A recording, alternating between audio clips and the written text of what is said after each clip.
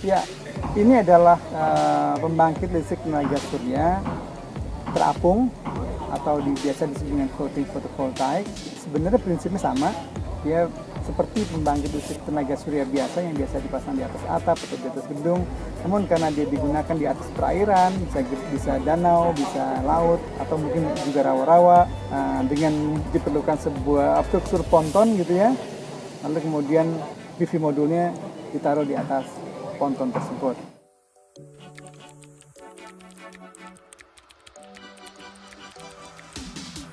Jadi proyek ini sudah direncanakan sudah 3 bulan yang lalu. Ada pihak dari industri dan hal ini adalah PT Sky dan PT Queen yang datang ke kampus kami, lalu kami berdiskusi mengenai bagaimana menerapkan sebuah teknologi yang relatif cukup baru di beberapa tahun belakangan ini, digunakan sebagai bentuk pembelajaran, research, dan juga mungkin nanti ada inovasi yang bisa dikembangkan oleh industri dan kampus. Maka kami sepakat untuk bisa diterapkan di Danau Mahoni ini.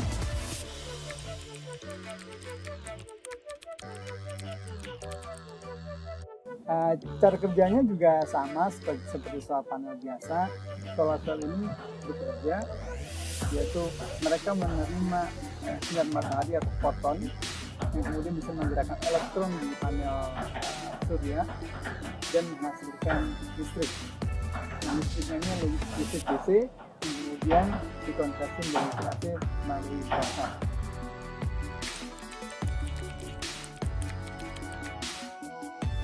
Kita gunakan saat ini solar panelnya itu kita sebut dengan istilah bifacial, artinya adalah bahwa dalam satu solar panel atau solar modul kita dapat memanfaatkan sisi depan permukaan di solar panel tersebut dan sisi belakang atau backside daripada solar panel itu. Harapannya pantulan dari air itu dapat digunakan kembali untuk menghasilkan listrik.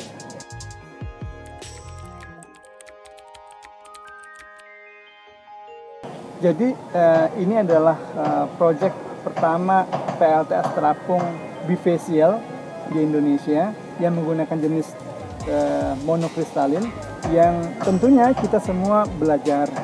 Harapannya adalah bahwa kita bisa belajar, lalu kemudian bisa diteliti, lalu kemudian bisa ada improvement gitu ya, terutama yang ada di kampus.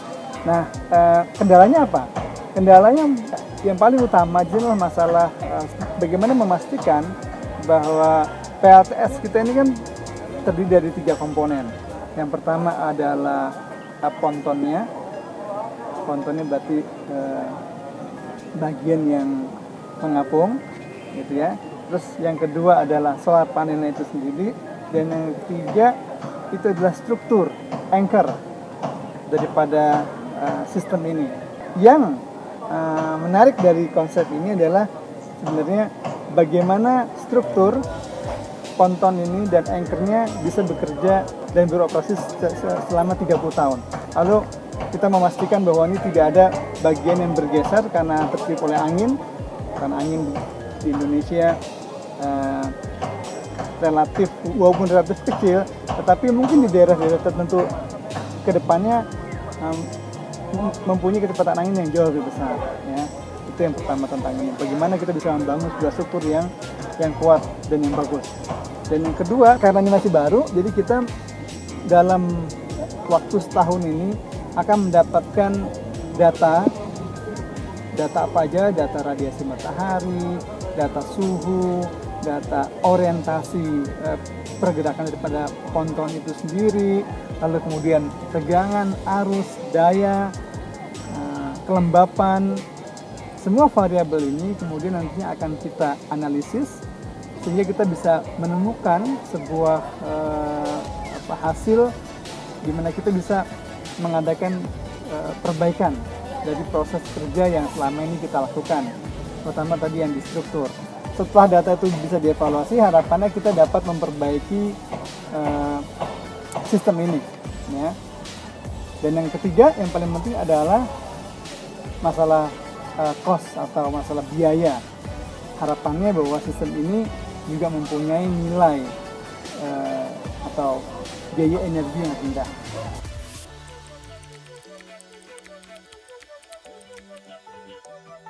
Pada dasarnya ada 5 tahapan yang dilalui untuk membuat sistem PLTS Terapung. Ini adalah yang pertama, penentuan lokasi, yang kedua adalah pembangunan struktur daripada PLTS Terapung ini, itu dengan pemasangan beton-beton di dalam danau. Terus yang ketiga itu adalah perakitan pohon. Yang keempat, mengintegrasikan panel surya ke dalam pohon. Dan yang kelima adalah pengkabelan dari PLTS Terapung menuju jaringan listrik.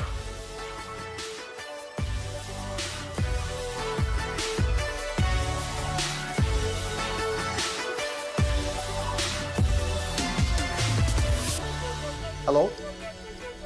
はじめまして。私の名前は鈴木です。生さや鈴木。Now I switch to English. Okay, my name is Suzuki from Quinto Solar, Indonesia. So I'm here to speak about floating solar project today.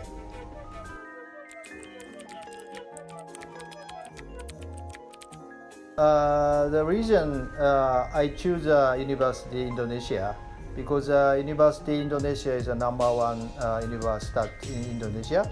Also, there is a good lake nearby, so this is a very optimal situation for demonstration of the floating solar.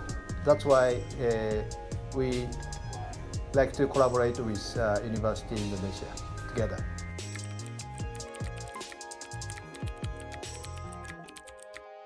But regarding the solar project, there's so many irradiation in Indonesia. But difficulty is that it's a little bit difficult to find out a good location. But in Indonesia, there are so many water, such as a dam, lake, pond, and also harbor. And this is good for solar project. Actually, Quinto Solar, we like to expand the solar project on the water as much as possible. Okay, the main issue for the installation here in Indonesia, I think still people not familiar with the floating system. So actually, we consumed a lot, wasting time because of the preparation is not good. Also, we don't have a good tooling for the installation. So I think issue is still a lack of experience, I think.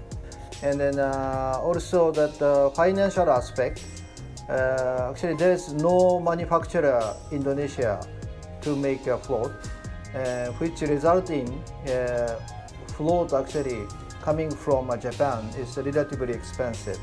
So my goal is to manufacture floats here in Indonesia in order to reduce the cost, and that makes energy cost is more lower than as of today.